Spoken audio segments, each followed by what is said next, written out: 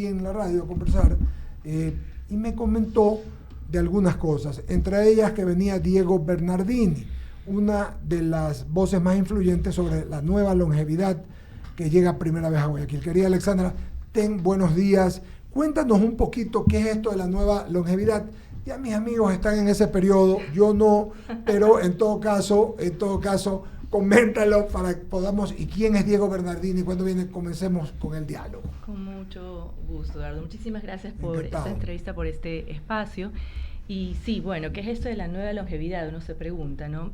Gente longeva, gente que ha vivido mucho tiempo, muchos años, ha existido a lo largo de la historia, siempre. Pero nunca ha existido tantas personas viviendo tantos años al mismo tiempo. Entonces, a eso se refiere el fenómeno de la nueva longevidad. Es un tema un poquito demográfico, tiene que ver con un segmento poblacional. Un segmento poblacional en crecimiento. Ahí vamos a estar todos, así que lo siento, es una mala noticia para ti, que te estás desmarcando. Ya vio, de por gusto tira la piedra. Desmarcando el grupo, ahí vamos a estar todos, estamos camino a eso. Y la idea de traer a Diego es un poco que nos cuente cómo podemos transitar este tiempo que se anuncia por estadísticas, digamos, largo, transitarlo con bienestar, transitarlo bien, ¿no? Es un periodo entre 65 y 85, ¿verdad? Esa es más o menos la idea, un poquito más quizás. Sí, o sea, porque antes no llegabas. Antes no llegabas, de hecho, a mis 56, no tengo pena de decir mi edad, el siglo pasado ya las mujeres nos recluíamos, ¿no? Sí. Ya habíamos sido amas de casa, ya habíamos sido madres de familia, qué sé yo, y sin estudios, sin nada, eran otros 50. Los 50 de ahora, como hay esta frase, ¿no? Son los nuevos 30, nada, no es así. Los 50 de ahora son los nuevos 50 de ahora, los 60 de ahora son los nuevos 60 de ahora. Igual pasa con los 70 y los 80, son todos nuevos. Las personas que ya llegan a estas edades avanzadas llegan de otra manera. Son personas que más instruidas, más informadas, más preparadas, incluso que han acortado brecha digital, ¿no? Y están digamos, al día en muchas cosas. Entonces son gente nueva, por eso también. Y fíjate que incluso la seguridad social, todo lo hemos visto, se queja que ese segmento poblacional en el mundo, no en el Ecuador, no lo contaban. Es un grupo además de gente que muchos de ellos ya, si no se jubilan, están en una madurez de su vida, gastan, se preocupan por su wellness y healthness, porque están preocupados, generan, pagan cosas, demandan cosas, y no es demasiado bien visto. Para eso viene Diego Bernardini. ¿Quién es Diego Bernardini, Alexandra? Bueno, Diego Bernardini es un médico de familia formado en muchas partes, se formó en Argentina. Su primera carrera fue ser médico kinesiólogo, fue una de mis primeras sorpresas cuando supe de él, que empezó con la kinesiología. Luego médico de familia en Argentina, hizo una maestría y un doctorado en la Universidad de Salamanca en geriatría y gerontología, pero más allá de los estudios es un gran difusor de temas de salud y bienestar para adultos y personas mayores. Es en este momento, diría, un gran referente, tanto en nuestra región como Iberoamérica también, sobre estas temáticas, ¿no? Tiene unas charlas TED Talk que se las recomiendo muchísimo revisar. Es escritor, ha escrito 2 libros maravillosos. Para mí uno de ellos es como mi hoja de ruta en la vida, que se llama justamente La Segunda Mitad, Vivir la Nueva Longevidad. Ahí hay muchas de las cosas que nos va a hablar en estos encuentros que hemos organizado en la UES. ¿Cuándo va a ser esto? Esto va a ser la última semana de mayo, el 28, 29 y 30 de mayo. Van a ser 4 encuentros. Los hemos estructurado pensando en distintos públicos. Un público más amplio, el de la primera charla. No sé si te parece que puedo hablar ya de las charlas. La primera charla está orientada a, bueno, se llama Llegué a los 50 más, un poco gordo la pregunta que estábamos haciéndonos y comentando al comienzo.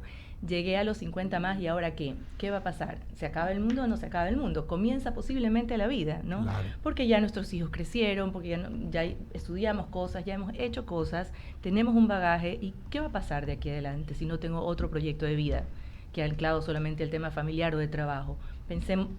Para eso vendría Diego en esa charla a comentarnos cómo mantenernos bien, cómo mantenernos en bienestar entendiendo el bienestar no solamente en un tema de comer bien, hacer ejercicio, sino también gestionar las emociones, ¿verdad? Y más en un país como este, que estamos de tumo en tumo cada semana. Entonces, eso es importante. Ramiro, por favor. Sí. Alexandra, qué gusto. ¿Cómo moderar el chip cuando los estereotipos van que a los 65 años ya estás en la tercera edad, desde los 60 te puedes jubilar, que ya vas pasando los 40 y nadie te quiere contratar? O sea, tienes una estructura social, laboral, mental y legal que ya te va encasillando dentro de la vejez. ¿Cómo desmarcarte de este estereotipo que te pone condiciones mentales para enfocarte? Y yo tengo una madre de 94 años, ya, la cual quiere seguir viviendo con sus dolencias y quiere seguir viviendo. Ya, ¿cómo desmarcarte de todas las trabas que te pone la sociedad y la ley? Ramiro, esa es una laboral. pregunta importantísima.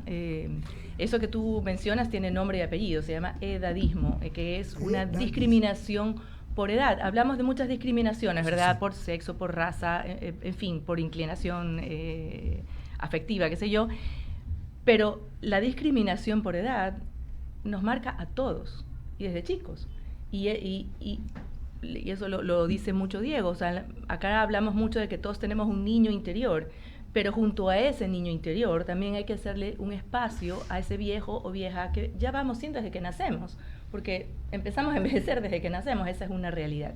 Volviendo a lo que dices, el tema social, sí, es una sociedad edadista, es una sociedad que excluye a la persona mayor. De hecho, si uno sale a la calle, ¿verdad?, no estamos mirando a los viejos, solo miramos a la gente joven, es la que más nos atrae, porque nos han vendido muchísimo la idea del ser humano joven como la panacea, ¿verdad? En cambio, al viejo, a la vieja, se lo excluye, incluso de las conversaciones. Hay algo que ha pasado y me encanta poderlo anunciar en este medio recientemente, la semana pasada, y lo hemos vivido con mucha alegría en la comunidad internacional de aprendizaje que tengo con el doctor Bernardini, y es que en Bogotá se ha incluido dentro de la política pública de desarrollo para los próximos 4 años el paradigma de la nueva longevidad en sus estatutos, en sus formas de... Alexandra, ¿y cómo canalizar que la gente que ya llega pasado los 60, y hay una canción maravillosa de Alberto Cortés que la canta con Verdaguer, que dice: pasado los 60 empiezo a vivir la nueva vida, ya, y te recomiendo que la escuches, pero resulta que al cerrarte todas las puertas, como que uno siente que ya no puede producir más, cuando el bagaje que tiene esa persona es un conocimiento acumulado y una experiencia que definitivamente no tiene precio. Así es, Ramiro. De hecho, por eso se habla, junto con la nueva longevidad, se habla también de la nueva empleabilidad. Hay que ser más flexibles, la sociedad tiene que ser más flexible, desde el Estado también, más flexibilidad, porque además hay un dato demográfico que lo acabamos de saber como dato duro localmente, pero ya lo sabíamos como macrotendencia, ¿no? La tasa de natalidad está bajando. Totalmente. Y la esperanza de vida aumentando. ¿Qué quiere decir? Nos vamos a encontrar en un momento dado, exacto, que ya, ¿quién va a trabajar? Sí, claro. ¿Quiénes son los económicamente activos? Así y es gente que, si estamos hablando de que somos personas que vamos a llegar relativamente bien si nos seguimos cuidando, ¿cierto? Que es lo que hay que hacer, un poco es la propuesta. Somos quienes vamos a sostener económicamente sociedades. Entonces, hay que flexibilizar las formas laborales que se mantienen ahora. Esto que hablabas de la exclusión, que llegas a una edad, tal vez a mí y a mi edad ya no me contratarían en una empresa. ¿Cómo va? No, hablamos solo del empleo joven, pero no hablamos del empleo adulto. De hecho, hay exclusión de los 40, 50 años por edad. Sí. Entonces, todo lo que uno ya aprendió, lo que estudió, lo que sabe, no cuenta. ¿Ya? Entonces, esas cosas son las cosas que ya hay que empezar a hablar para poder cambiar. Licenciado Segarra, para que cumpla lo que está diciendo, trabaje. Muy amable. Ahorita. Gracias, abogado. Usted es doctora en psicología clínica. Leo textualmente lo que dice uno de los párrafos del boletín. En los últimos tiempos, jóvenes de 28 y 30 años dicen ser viejos, mientras que adultos de 50, 60 o 70 años aseguran que se encuentran en la mejor etapa de sus vidas. ¿Usted ha escuchado la sexalencia? Sí he escuchado esa palabra. Ahora, sexalencia. Es la caracteriza a las personas que han llegado a una madurez sin miedo, sin complejos, plenamente integrados a nivel comunitario, social y laboral. No se retiran para dar paso a la juventud. Saben que pueden aportar su experiencia, sabiduría, serenidad y que están bien valorados, que es lo que decía Ramiro. De 60 en adelante, hoy nuestra generación se siente más valorada que antes, independientemente de si hay oportunidades de conseguir o no trabajo. Entonces, claro, yo no termino de entender a los jóvenes de 25 o 28 años que se sienten viejos, por algo ha de ser, quizás porque este mundo tan volátil que ha tenido los cambios enormes en los últimos tiempos, genera una situación como que ya cumplieron su ciclo de vida. No sé si psicológicamente así lo analiza usted, por ejemplo. Hablando desde la perspectiva de los jóvenes, que ellos ya excluyen hacia a los estos mayores. 5 personajes que andamos acá. Estoy que algunos a 4 años de estar dentro de estos personajes. Ya pasamos. Bien, y entonces no sé cómo analizarlo. Le pregunto a usted, que es psicólogo, independientemente de la charla que va a dar este señor. Sí, primero que estas nuevas terminologías que se dan, ¿verdad?, en relación a la edad, creería que tendríamos que sacarlas de la narrativa, porque ya encasillan, ya sexalescencia me parece que es el nombre, ya. Sí, son conceptos que se empiezan a generar y que nos van como encasillando en un perfil que no nos hace bien. Pensaría yo que pasado los 50 y más, uno debe sentirse más libre y uno va como camino a convertirse más en uno mismo y debe uno permitirse esa libertad. Y para esto, obviamente, la sociedad, el entorno, ¿no? Crear esta otra narrativa que nos permita tener como un desarrollo personal más amplio. Pero la experiencia de la que decía Ramiro, a nosotros de esta generación nos hace mucho más fuertes. Claro.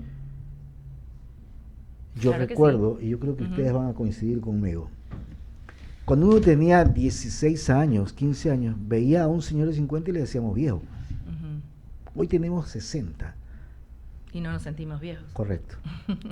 Pero es una cuestión psicológica. Ajá, correcto.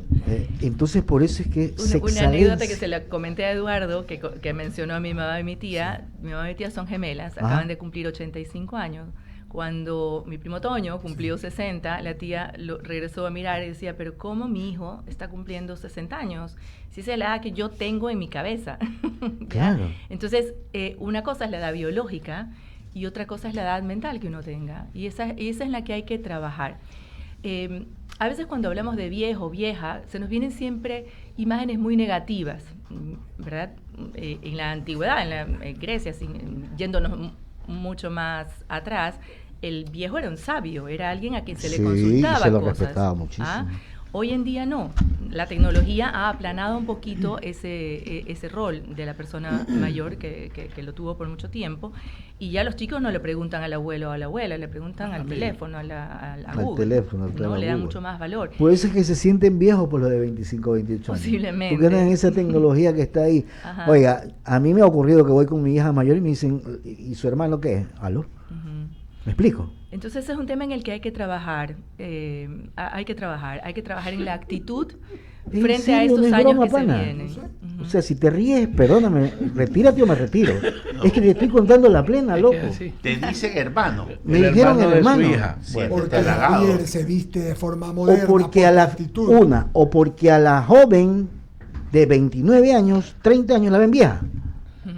No lo veas desde el punto de vista de un ego mío, pana. No. Se produce un... Ese choque que dice que de 25 a 28 se vuelven viejas. Entender. ¿Me explico?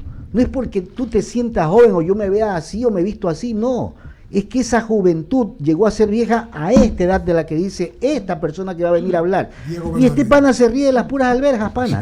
Es que es en serio. O sea, yo aquí trabajo serio, pana. De acuerdo, Javier. Está bien. Totalmente de acuerdo. Mira, yo lo único que te puedo decir es que lo que decía Alexandra, a mí me quedó... ¿cómo te puedo decir? Me impresiona lo que tú dices de la edad para trabajar. Porque si no hay gente joven, es porque la gente no quiere tener, los chicos, la gente joven no quiere tener hijos. Lo decía la doctora, no quieren tener hijos. No quieren porque no se quieren casar. Solamente es social. Exacto. No sé quién nos va a cuidar. Te ayudaban las abuelas, te ayudaban las tías, había hasta servicio diplomático. Hoy no hay servicio diplomático, las abuelas trabajan, los abuelos tienen sus actividades. Y las mujeres mismas tienen muchas más responsabilidades que las hace sentir realizadas, que antes era ser madre, ahora no necesariamente eso es lo que las hace sentir. Es un segmento que no se había determinado, Mauricio, por favor. Sí, no, y es muy interesante, oye, este es un tema fascinante realmente, porque no porque estemos ya llegando a esa etapa, sino porque definitivamente que es un tema que hay que discutirlo, conversarlo y hacer conciencia, no solamente en la gente que está en la nueva longevidad, en este segmento, sino también en los jóvenes, que vean en esta gente unos referentes. Como decíamos antes, no teníamos esa capacidad de poder consultar a Google con tanta facilidad, y así creíamos que no las sabíamos todas. Imagínate ahora, sabiéndonos las medias todas, eventualmente hay esa brecha que se comienza a hacer mucho más evidente. Pero esto básicamente va dirigido ¿a qué? Hacia que los que están en el segmento de la nueva longevidad hagan conciencia de todo lo que aún pueden dar, o es para hacer conciencia a la nueva generación de que definitivamente es un segmento importante al cual tenemos que ver. Pienso que es un trabajo de todos como sociedad, ¿no? Creo que debemos desarrollar más la compasión bien entendida, no el pobrecito, pobrecita, sino realmente... No la lástima, sino... empáticos, ¿no? Entender al otro, tanto el mayor al menor como el menor al mayor, ¿no? En las distintas problemáticas. Y algo que estabas diciendo que me hizo resonancia con un tema que lo conversamos mucho, y es que no hay mucha información sobre lo que implica avanzar en la edad. De hecho, cuando estudié psicología en la Católica, estudiábamos hasta el adulto, ¿verdad? El niño, adolescente, adulto, ciclo de vida, y ya casi que luego nos moríamos. Sí. Y claro, ese era el siglo pasado, ¿no? Ahora, como les decía al inicio, estamos hablando de nuevas personas mayores. ¿Quién está estudiando eso? Localmente, en otros países ya hay estudios, ya hay cosas que se están haciendo, el doctor seguramente nos va a hablar de estas cosas, pero localmente, ¿qué sabemos de estas nuevas realidades que están viviendo las personas mayores? Y de todos los segmentos sociales, porque claro, estamos pensando en clase media alta posiblemente, pero lo que pasa masivamente en la clase media baja es grave también, porque la pobreza y la vejez es una combinación terrible. Tal vez ellos no pueden vivir más tiempo. Sí, y definitivamente, y yo sí considero, y es importante lo que se cita aquí, lo que Diego Bernardini vendrá a hablar, es que existen, ya no son varias etapas en la vida del ser humano, y hay que aquí identificarla básicamente en dos etapas, la primera mitad y la segunda mitad. Totalmente. Y esa primera mitad nos llena de experiencias y nos enriquece, y nos pone ya al frente de la vida para poder devolverle lo que nos ha dado la vida en esa segunda mitad. Entonces esa segunda mitad se convierte en algo fundamental para el desarrollo de la sociedad en general, y de allí que me congratula muchísimo que por primera vez en la historia llega a Guayaquil un evento en el cual se va a tratar estos temas que no quiero decir que son un mito, pero que no se los considera parte de la discusión diaria, y es algo que nosotros tenemos que enfocar, porque como siempre he dicho, y a ustedes les consta, enfrentar, ¿no? Más que enfocar. Es correcto, enfrentar. Y no el viejo por ser viejo es bueno, ni es malo, ni el joven por ser joven es bueno o es malo. Aquí es un complemento que tenemos que tratar de llegar para efecto de que tengamos una sociedad mejor, Eduardo. Así es. Daniel, gracias. Pregunta. Ya está Luisa con nosotros. Buenos días. Qué gusto saludarlos a todos. Buenos días. Hola, Luisa. Un placer. Alexandra, qué gusto poder escucharla, y sobre todo porque creo que hay algo que a lo largo de nuestras vidas, de todos, creo que no le hemos puesto énfasis en el aspecto psicológico de cómo ir avanzando en cada etapa, porque nadie nos ha hablado de eso. Nadie nos preparó para la vida, de hecho, se nos prepararon para la escuela, para el colegio, después cuando te graduaste, eres tú como profesional y punto, pero nadie te enseñó cómo afrontar las distintas etapas de tu vida. Y cuando llegas a cierta edad, donde te dicen que ya no estás en edad para producir, te sumerges en una depresión terrible. Fuerte. Es fuerte. O sea, a cualquier edad, perdóneme. Puede ser a los 40, a los 30, a los 50. La pregunta aquí es, ¿cómo lograr que cada uno vaya superando esas etapas cronológicas adaptándolas a las realidades de la demanda de una sociedad que te está pidiendo, no sé si juventud, te está pidiendo cada día que seas sobre todo eficaz y productivo, más allá de la juventud. Es muy interesante esa pregunta, es un tema que conversamos mucho en la comunidad también, y es que ese sí es un esquema del siglo pasado, la productividad, ¿no? ¿Verdad? Si no produces, Exacto. no existes, más o menos. Y el concepto que hablamos ahora es más bien, y pasado los 50, más que productividad, es vigencia.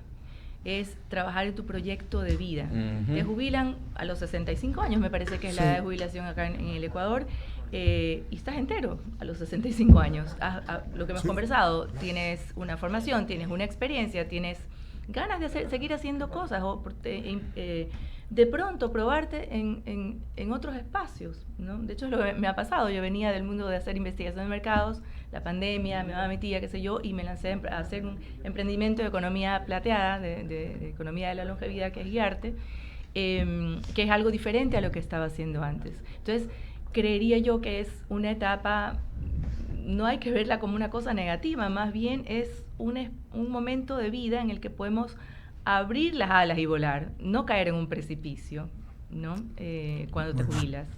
Alexandra, agradecerte tu amabilidad y gentileza. Nos podríamos quedar toda la mañana hablando del tema. Con mucho gusto. Pero estarás invitada nuevamente, como Muchas siempre. gracias. Gracias por estar acá, por comentarnos de algo que, digo yo, hoy termina siendo revolucionario, porque no se trata de sencillamente decir, oye, es un problema de un segmento poblacional que no se había tomado en cuenta y que todo el mundo está viviendo, todos los países de todo el mundo lo están viviendo, con gente que tiene longevidad.